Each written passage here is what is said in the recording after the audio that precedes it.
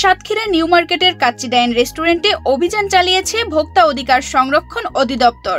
৭ জানুয়ারি দুপুরে ভোক্তা অধিকার সংরক্ষণ অধিদপ্তরের সাতক্ষীরা জেলা কর্মকর্তা মেহেদী হাসান তানবীর এ অভিযান পরিচালনা করেন।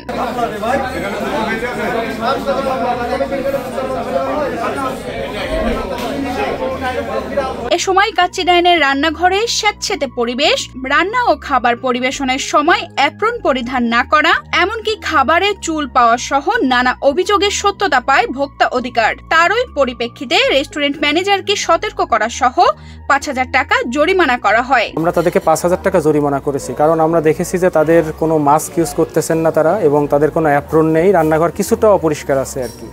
তো যেহেতু এটা আমি বলবো যে সাতক্ষীরার মধ্যে একটা সর্বোচ্চ একটা ভালো মানের একটা প্রতিষ্ঠান, সুতরাং তাদের কাছ থেকে আমরা সর্বোচ্চ মানের সেবাটা প্রত্যাশা করি। তো তারা আমাদেরকে বলেছে যে এটা অবশ্যই তারা সংশোধন করবেন, এই বিষয়ে তাদেরকে আমরা সতর্ক করেছি। যেহেতু চুল পাওয়া যায়, সুতরাং তারা আমাদেরকে এনশিওর করেছে যে ভবিষ্যতে তারা এই চুলটা আর খাবারে পাওয়া যাবে না। আর একটা বিষয় হলো যে সোর্সিংয়ের বিষয়, তারা যে খাসিটা সোর্স করতেছে সেটা খুলনা থেকে তারা আনে, এটা আমাদেরকে জানিয়েছেন।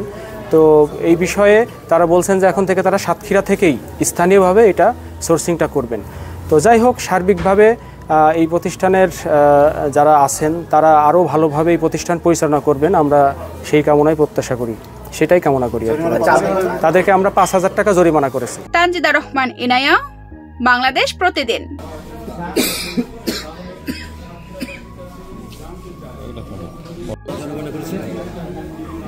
জানি না, এখন শুনতে হবে।